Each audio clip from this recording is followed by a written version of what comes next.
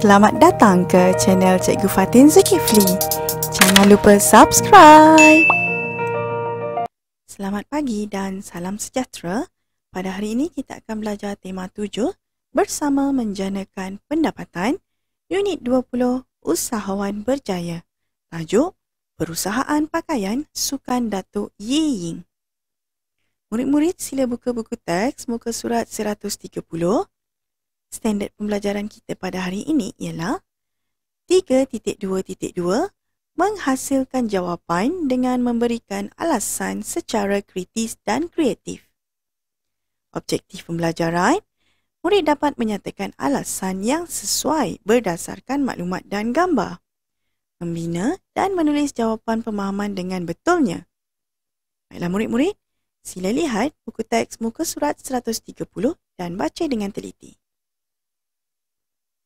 Tugasan kita hari ini ialah tulis jawapan dan alasan.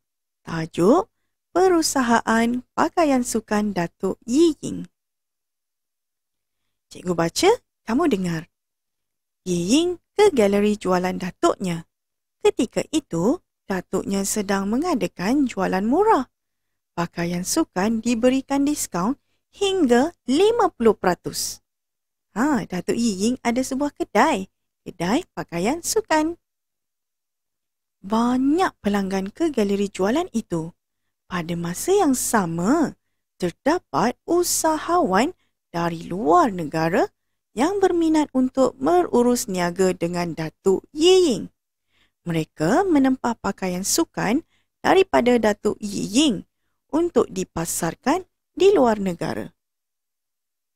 Baiklah, kedai Datuk Yi Ying mendapat sambutan yang sangat baik sehingga usahawan ataupun dalam bahasa Inggeris kita sebut businessman dari luar negara from overseas berminat, sangat teruja berminat untuk berurus niaga dengan Datuk Yi Ying. Kenapa agaknya? Baiklah, jom kita teruskan. Sebelum itu, murid-murid boleh merujuk makna perkataan yang cikgu berikan supaya lebih faham. Baiklah murid-murid, jom kita jawab soalan. Terdapat 4 soalan yang perlu kita jawab berdasarkan petikan yang telah dibaca. Nombor 1. Mengapakah Datuk Yi Ying mengadakan jualan murah di galeri jualannya? Murid-murid dapat teka tak? Ataupun dapat fikir kenapa galeri Datuk Yi Ying sangat murah? Kenapa dia mengadakan jualan yang murah? Kenapa Datuk Yi Ying membuat jualan murah? Cuba lihat dia ada potongan 50%. Baiklah, sebelum kita jawab, pastikan jawapan untuk ditulis dalam soalan pemahaman. Jawapan pemahaman mesti tulis macam ni lah.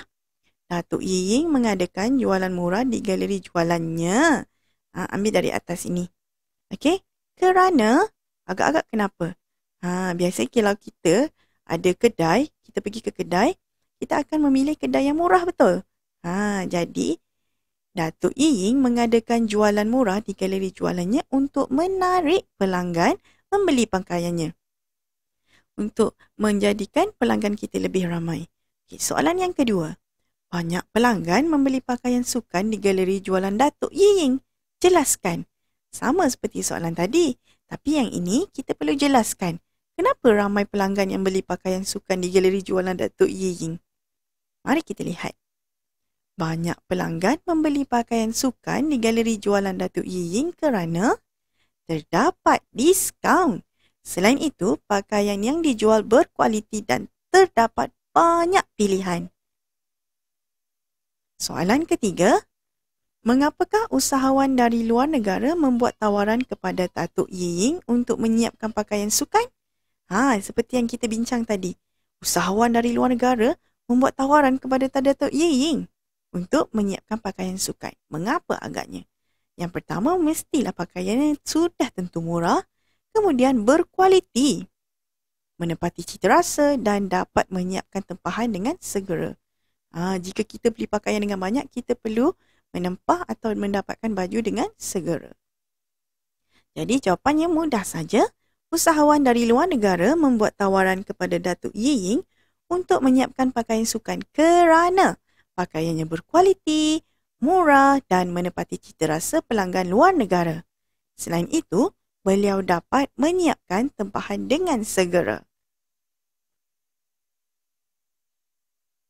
Baiklah, soalan keempat. Nyatakan perkara yang dilakukan oleh Datuk Yi Ying untuk menyiapkan pesanan pelanggannya. Berikan alasan. Cuba lihat gambar ini. Mengapa agak-agaknya Datuk Yi Ying mengambil pesanan pelanggan? Apa yang dilakukan oleh Datuk Yi Ying supaya pelanggan dapat pakaian dengan segera? Baiklah, cuba lihat di sini adalah pekerja-pekerja Datuk Yi Ying.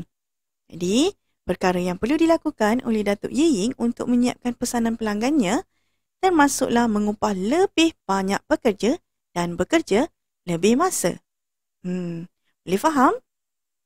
Sangat hebat Datuk Yi Ying. Baiklah, itu sahaja untuk hari ini. Terima kasih daripada cikgu. Semoga bermanfaat.